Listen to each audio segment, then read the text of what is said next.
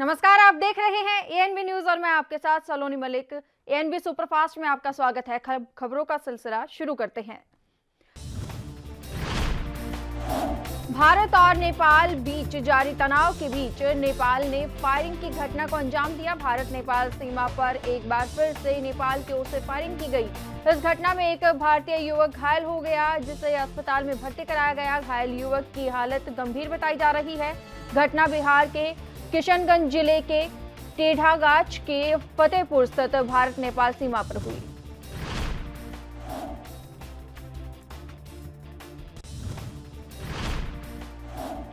ग्रामीणों के मुताबिक गांव से बाहर खेत की तरफ जाने पर वहां नेपाल सीमा पर तैनात नेपाल पुलिस ने इन युवकों पर ताबड़तोड़ फायरिंग की, जिसमें जितेंद्र कुमार सिंह को गोली लगी। नेपाल की ओर से फायरिंग की इस घटना में घायल युवक जितेंद्र कुमार सिंह को उनके दोनों साथियों और स्थानीय ग्रामीणों ने घर पहुंचाया। इस घटना की जानकारी स्थानीय पुलिस और 12वीं बटालियन के एसएसबी फतेहपुर को दी गई।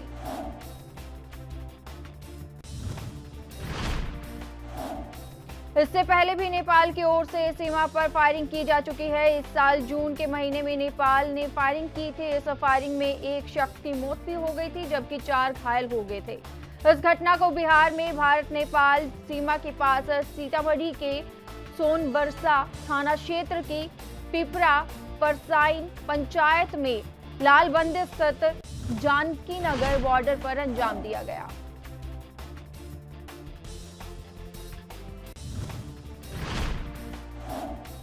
कानपुर शूटआउट केस के मुख्य आरोपी गैंगस्टर विकास दुबे के करीबी जयकांत वाजपेयी और उसके साथी प्रशांत शुक्ला को गिरफ्तार कर लिया गया है। आरोप है कि जयकांत वाजपेयी उर्फ जय वाजपेयी ही विकास दुबे के पैसों का हिसाब रखता था। विकास दुबे की काली कमाई के निवेश का पूरा जिम्मा जय वाजपेयी पर ही था।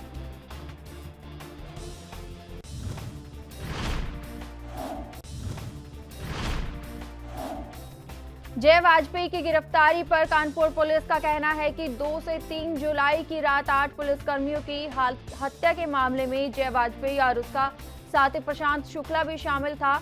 इन दोनों ने विकास दुबे की मदद की थी। 1 जुलाई को विकास दुबे ने जय वाजपेयी को फोन किया था और 2 जुलाई को जय और प्रशांत बिकरू गांव पहुंचे थे।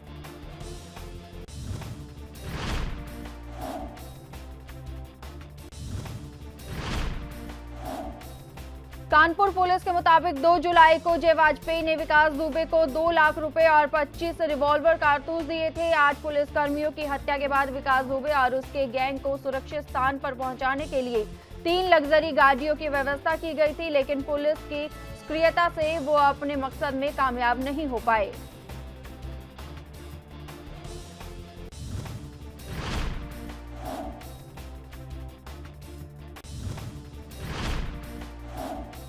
राजस्थान का सियासी घमासान शांत होने का नाम नहीं ले रहा है। कथित ऑडियो टेप मामले में मानेसर के रिजॉर्ट में रुके पायलट खेमे के विधायकों से पूछताछ के लिए पहुंची एसओजी टीम वापस लौट गई। एसओजी टीम को रिजॉर्ट के अंदर जाने नहीं दिया गया। रिजॉर्ट प्रबंधन ने रात का हवाला देते हुए सुबह आने के लिए कहा।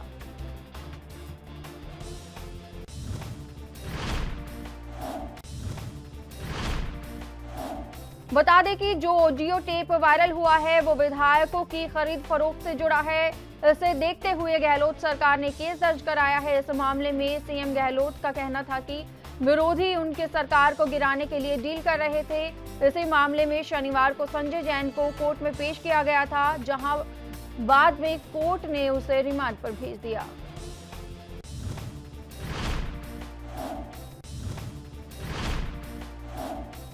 दरअसल विधायकों की खरीद फरोख्त से जुड़े 3 ऑडियो क्लिप सामने आए हैं। इन ऑडियो क्लिप में संजय जैन नाम के एक शख्स की आवाज होने का दावा किया जा रहा है, जिसके बाद एसओजी ने संजय जैन को गिरफ्तार किया था। इधर सचिन पायलट गुट की ओर से दायर की गई याचिका पर राजस्थान कोर्ट में सुनवाई हो रही है। राजस्थान कोर्ट ने 21 जुलाई तक नोटिस पर रोक लगा दी है।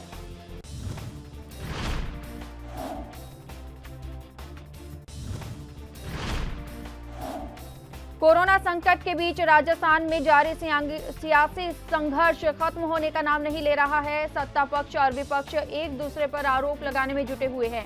अब केंद्रीय मंत्री गजेंद्र सिंह शेखावत ने ट्वीट कर मुख्यमंत्री अशोक गहलोत पर निशाना साधते हुए कहा है कि राज्य में रेप और हत्या की घटनाएं हो रही है, जबकि मुख्यमंत्री मुगले आजम देख रहे हैं।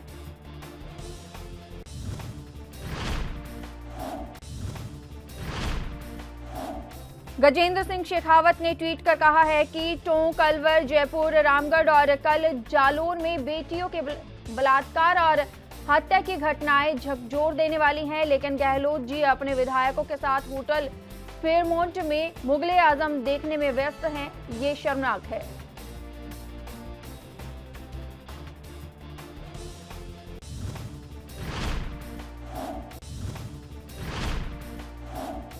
वहीं दूसरी ओर राजस्थान टेप मामले में रविवार को पूर्व केंद्रीय मंत्री और कांग्रेस के वरिष्ठ नेता अजय माकन ने कहा कि जिन लोगों के नाम एफआईआर में है वे पुलिस की जांच में सहयोग क्यों नहीं दे रहे हैं, एसओजी की टीम को वॉइस सैंपल क्यों नहीं दिए जा रहे हैं। उन्होंने कहा कि जब केंद्रीय मंत्री गजेंद्र सिंह शेखावत का नाम एफआईआर में है, जब उनकी आवाज ऑडियो टेप में है, तो वे मंत्री पद पर क्यों बने हुए हैं। कांग्रेस मांग करती है कि वे अपने पद छोड़े या सरकार उन्हें हटाए ताकि वे जांच को प्रभावित न कर सके। अगर उन्होंने लगता है कि टेप में उनकी आवाज नहीं है तो जांच होने तक उन्हें अपना पद छोड़ देना चाहिए।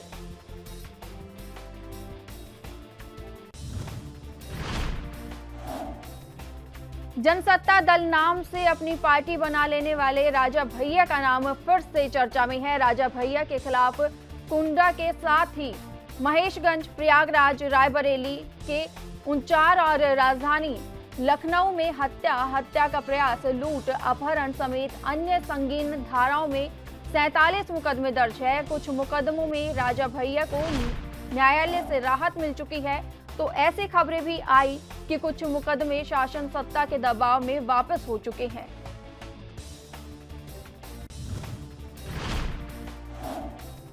इलाहाबाद हाईकोर्ट की लखनऊ खंडपीठ ने सरकार से मुकदमे वापस लिए जाने के कारण पूछे थे। अब उत्तर प्रदेश सरकार ने सफाई दी है। योगी सरकार ने कहा है कि राजा भैया से जुड़ा कोई मुकदमा वापस नहीं हुआ है। सरकार के उस मुकदमा वापस लिए जाने संबंधी खबरों का उल्लेख करते हुए कहा कि मार्च 2017 में योगी आदित्यनाथ के नेतृत्व में सरकार के गठन के बाद राजा भैया से जुड़ा एक भी मुकदमा वापस नहीं लिया गया है।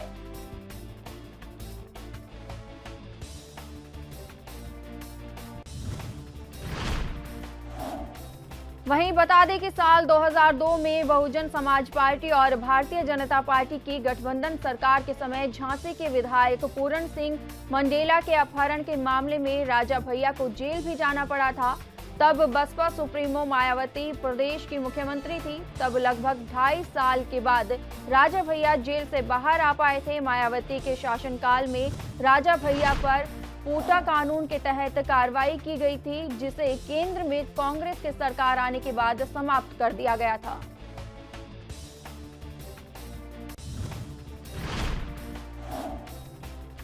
उत्तर प्रदेश के मुख्यमंत्री योगी आदित्यनाथ ने रविवार को राज्य में कोरोना के हालातों का जायजा लेने के लिए बैठक की। मीटिंग में उन्होंने प्रशासनिक अधिकारियों को कोरोना से निपटने के लिए निर्देश दिए।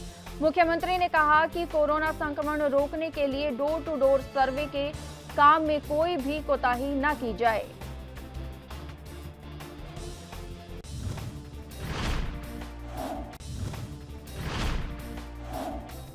प्रशासनिक सूत्रों ने बताया कि यूपी में भी जल्द होम क्वारंटीन की व्यवस्था शुरू हो सकती है। सीएम योगी आदित्यनाथ ने स्वास्थ्य विभाग को इसकी एसओपी तैयार करने के लिए निर्देश दिए हैं। बहरहाल मुख्यमंत्री ने कहा कि कोरोना से संबंधित सभी सेवाओं और गतिविधियों को इंटीग्रेटेड कमांड और कंट्रोल सेंटर से जोड़ा जाएगा। मुख्य सचिव डीजी हेल्थ की तत्काल नियुक्ति करें।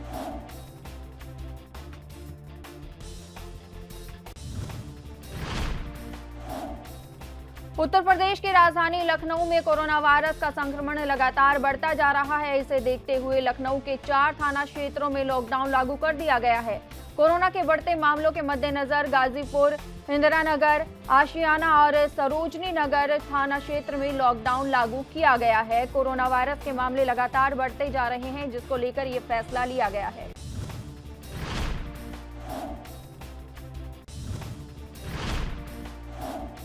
लखनऊ के डीएम अभिषेक प्रकाश के मुताबिक अभी तक शनिवार और रविवार को ही पूर्ण लॉकडाउन रहता था, लेकिन इन 4 थाना क्षेत्रों में कोरोना का संक्रमण बढ़ने की वजह से 24 जुलाई तक के लिए लॉकडाउन करने का निर्णय लिया गया है। साथ ही जिलाधिकारी अभिषेक प्रकाश ने कोविड-19 में संक्रमण को रोकने testing, contact testing, hospital management, containment zone जैसी गतिविधियों में लाए गए अधिकारियों और कर्मचारी कहीं भी शिथिलता करते पाए जाएंगे तो एपिडेमिक एक्ट की धारा 188 के अंतर्गत एफआईआर दर्ज करने की बात कही है।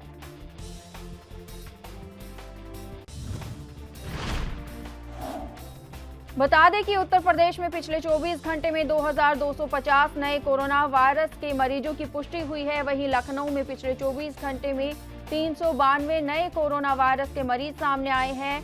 यूपी में कोरोना के 18,256 एक्टिव केस हैं। उत्तर प्रदेश में कोरोना वायरस के 29,845 मरीजों का इलाज किया जा चुका है। वहीं अब तक राज्य में 1146 लोगों की कोरोना वायरस के चलते जान जा चुकी है।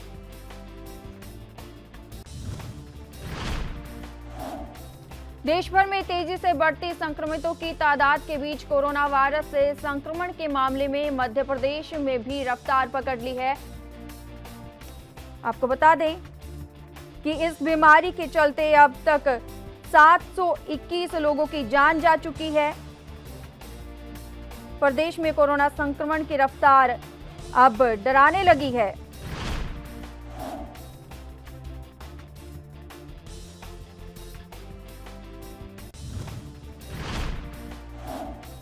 रविवार को सामने आए नए मामलों के साथ ही प्रदेश में कोरोना से संक्रमण के कुल मामले बढ़कर 22,600 हो गए हैं। इस बीमारी के चलते अब तक 721 लोगों की जान जा चुकी है। जानकारी के मुताबिक पिछले 24 घंटे के दौरान सबसे ज्यादा 5 मौतें राजधानी भोपाल में हुई। वहीं इंदौर में 4 संक्रमितों ने दम तोड़ दिया। इसके अलावा जबलपुर, खंडवा, खरगोन,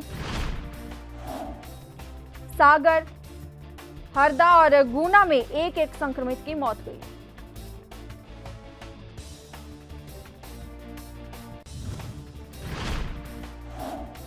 वहीं इसी बीच राहत की बात यह है कि मध्य प्रदेश में कोरोना से संक्रमित कुल 22,600 लोगों में से 15,311 लोग अब तक स्वस्थ होकर अस्पताल से डिस्चार्ज हो चुके हैं। प्रदेश में अब 6,568 एक्टिव केस हैं।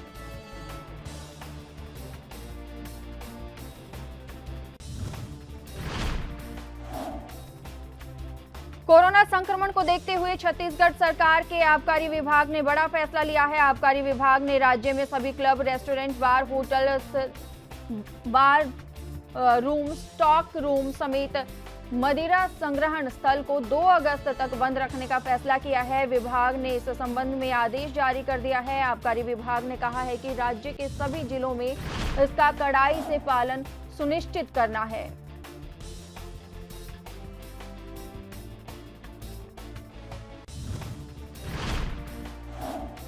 बता दें कि कोरोना संक्रमण के चलते आबकारी विभाग की ओर से पहले से ही रेस्टोरेंट, बार, होटल और क्लब में स्थित बार रूम, स्टॉक रूम, मदिरा संग्रहण स्थल को 19 जुलाई तक बंद रखने का आदेश जारी किया गया था। कोरोना संक्रमण की स्थिति को देखते हुए रविवार को नए आदेश जारी करते हुए अब इसे आगामी 2 अगस्त तक के लिए बढ़ा दिया गया है।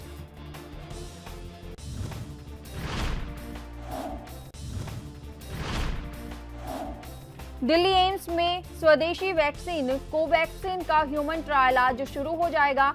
शनिवार को दिल्ली एम्स की एथिक्स कमेटी ने कोरोना वैक्सीन कोवैक्सीन के ह्यूमन फेज 1 ट्रायल को मंजूरी दे दी थी।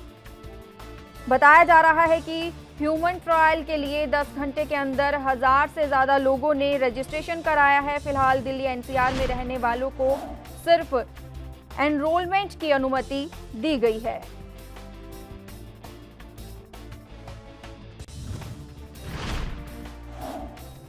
एम्स के प्रोफेसर डॉक्टर संजय राय ने के मुताबिक सिर्फ 18 साल से ऊपर और 55 साल से कम उम्र के लोगों ही ट्रायल में शामिल हो सकते हैं। जिस शख्स पर कोरोना वैक्सीन का ट्रायल होगा उसका कोविड टेस्ट किया जाएगा। खून, लीवर, बीपी और किडनी समेत तमाम टेस्ट के स्वस्थ पाए जाने वाले को ही वैक्सीन की डोज दी जाएगी।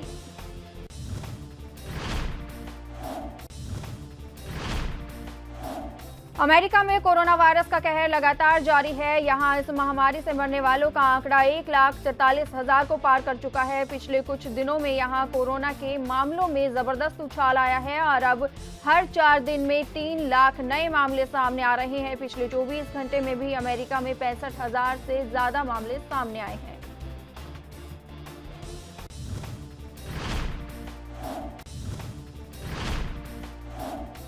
दरअसल अमेरिका में जब से लॉकडाउन के नियमों में ढील सामने आई है और बड़ी संख्या में लोगों का बाहर निकलना शुरू हुआ है, तभी से ही कोरोना के मामलों में जबरदस्त उछाल देखने को मिला है। हालांकि मौत के आंकड़े कुछ हद तक कम हुए हैं। अमेरिका में अब एक हफ्ते में 5,000 लोगों की जान जा रही है।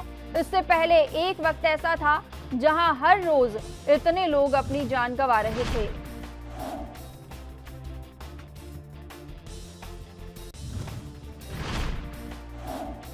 अरब स्पेस मिशन ने आखिरकार आज मंगल ग्रह के लिए अपना मार्स मिशन होप को लॉन्च कर दिया है। हालांकि इसकी लॉन्चिंग में मौसम की वजह से देरी हुई। लॉन्चिंग के समय एक लाइव फीड में रॉकेट को मानव रहित जांच करते हुए दिखाया गया। इसे अरब में अल अमल के रूप में भी जाना जाता है। इसे दक्षिण जापान के तनेगाशियामा अंतरिक्ष केंद्र से प्रेक्षित किया गया।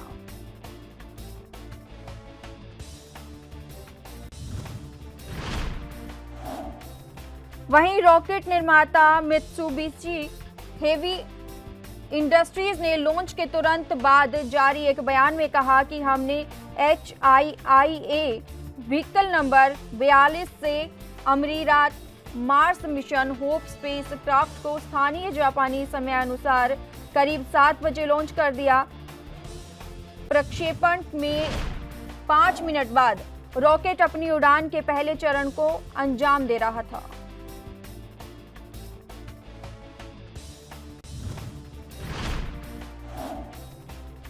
चीन में बारिश इस कदर कहर बरपा रही है। इससे 100 से ज्यादा लोगों की मौत हो चुकी है। लगातार हो रही मूसलाधार बारिश से चीन की नदियों का जलस्तर इतना बढ़ गया है कि कई शहरों में बाढ़ की स्थिति बन गई है। नदी के बेसिन से बाढ़ के दबाव को कम करने के लिए चीन ने एक बांध को धमाके के साथ उड़ा दिया।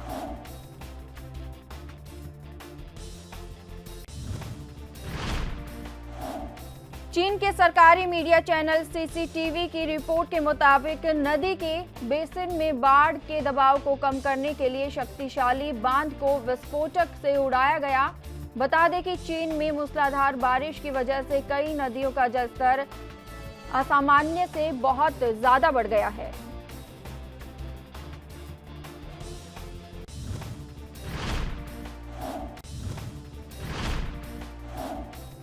कोरोना महामारी देश में जहां एक और विकराल रूप धारण करती जा रही है, तो वहीं दूसरी ओर संक्रमित मरीजों को अपने इलाज के लिए संघर्ष करना पड़ रहा है।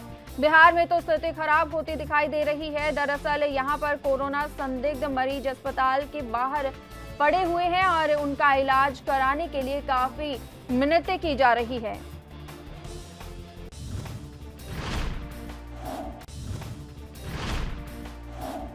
बिहार के सीवान जिले के सदर अस्पताल से मानवता को शर्मसार कर देने वाली एक तस्वीर सामने आई है, जहां एक महिला सुबह से सदर अस्पताल के इमरजेंसी वार्ड के ठीक आगे गिरी पड़ी थी। सुबह से लगातार बारिश हो रही थी और वो महिला लगातार भीग रही थी, लेकिन अस्पताल प्रशासन मूक दर्शक बना रहा।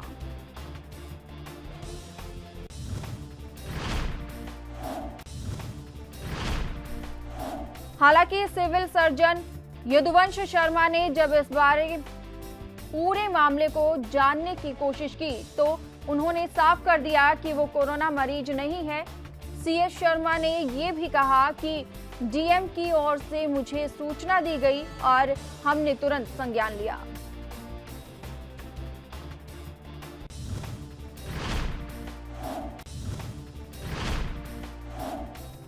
उत्तराखंड के पिथौरागढ़ में बादल फटने से कई घर जमींदोज हो गए।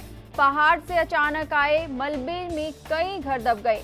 साथ ही पानी के बहाव कई लोगों के बहने की भी खबरें हैं। जानकारी के मुताबिक यहां 3 लोगों की मौत हो गई है और 9 लोग लापता हैं। मौसम विभाग की माने तो यहां अगले 2 दिनों तक भारी बारिश परेशानी का सबब बन सकती है।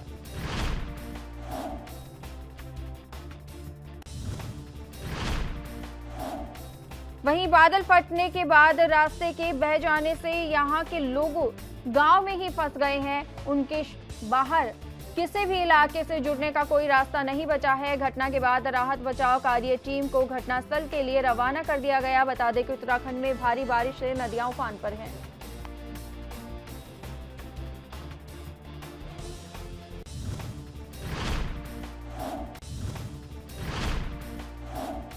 राष्ट्रीय राजधानी दिल्ली में रविवार को आसमान से बादल आफत बनकर बरसे। कुछ घंटे की बारिश में ही दिल्ली पानी पानी हो गई और कई इलाकों में जल जमाव हो गया। कहीं सड़कें तालाब का एहसास कराने लगी तो कहीं मकान ताश के पत्तों की तरह भरभराकर नाले में गिर गए। दिल्ली में हुई 4 मौतों के पीछे बारिश का कनेक्शन सामने आया है।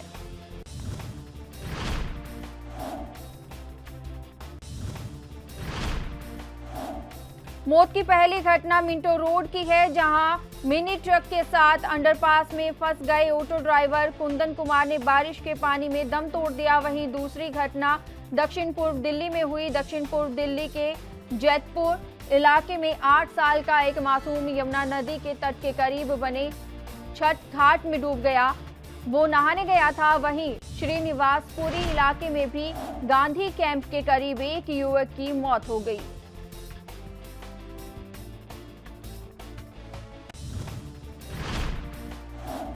भारत चीन सीमा पर मौजूदा विवाद के बाद भारतीय सेना अब और ज्यादा मुस्तैद होने जा रही है। आए दिन चीन की तरफ से सीमा पर घुसपैठ को रोकने के लिए सेना कड़े कदम उठाने पर विचार कर रही है। भारतीय वायुसेना के शीर्ष कमांडर बुधवार से शुरू हो रहे 3 दिवसीय सम्मेलन में देश की वायु रक्षा प्रणाली की व्यापक समीक्षा करेंगे। इसमें चीन के साथ सीमा विवाद को लेकर लद्दाख क्षेत्र में राफेल लड़ाकू विमान के पहले पीढ़ी की संभावित तैनाती पर भी चर्चा की जाएगी।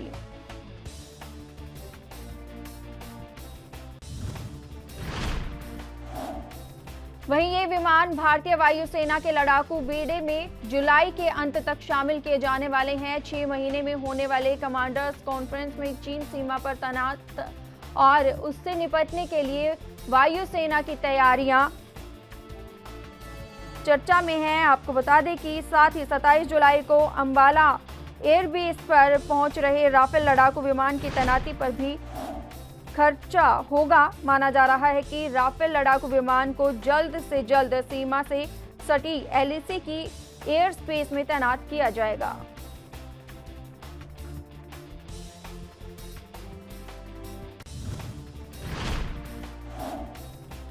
बिहार के 7 जिलों में वज्रपात से रविवार को 10 लोगों की मौत हुई, जिस पर सीएम नीतीश कुमार ने दुख जताया है। साथ ही मृतकों के परिजनों को अविलंब 4-4 लाख रुपए मुआवजा देने के भी निर्देश दिए गए हैं। सीएम ने कहा कि आपदा की इस घड़ी में वे प्रभावित परिवार के साथ हैं।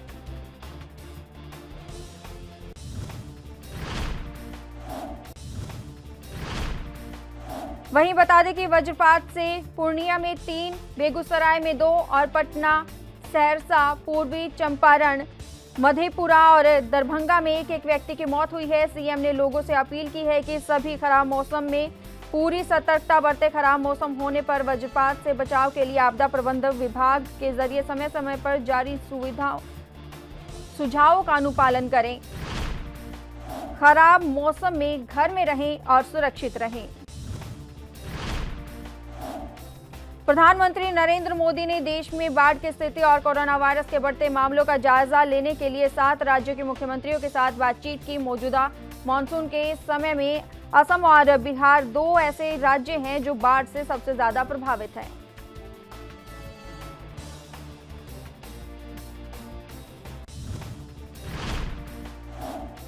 प्रधानमंत्री मोदी ने असम के मुख्यमंत्री सर्बानंद सोनोवाल से राज्य को हर संभव मदद देने का आश्वासन दिया। इसके अलावा प्रधानमंत्री मोदी ने कोविड-19 के बढ़ते मामलों पर जानकारी ली।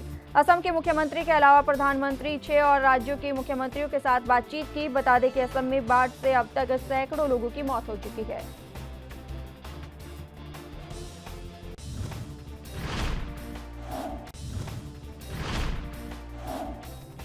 महाराष्ट्र के सतारा में भूकंप के झटके महसूस किए गए। नेशनल सेंटर फॉर सिस्मोलॉजी के अनुसार रिक्टर स्केल पर भूकंप की तीव्रता 3.5 मापी गई है। जानकारी के मुताबिक इस दौरान लोग अपने घरों से बाहर निकल गए। हालांकि अभी तक किसी के हताहत होने की कोई सूचना नहीं मिली है।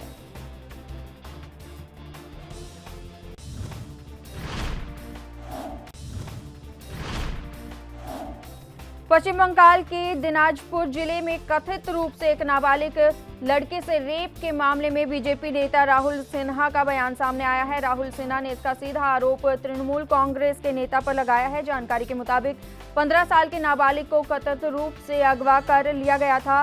कुछ घंटों के बाद वो मृत पाए गए। स्थानीय लोगों का आरोप है कि दुष्कर्म के बाद उसे मार दिया गया।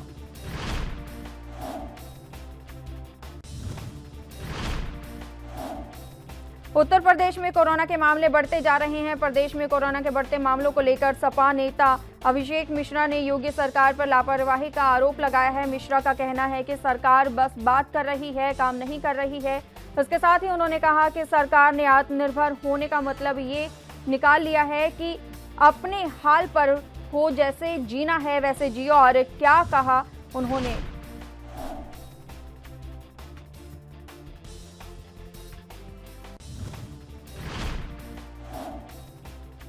ओडिशा के बालेश्वर जिले में एक दुर्लभ प्रजाति का कछुआ मिला है। इस कछुए का रंग पीला है। ये कछुआ सुजानपुर गांव में पाया गया है। स्थानीय लोगों ने कछुए को वन विभाग को सौंप दिया है।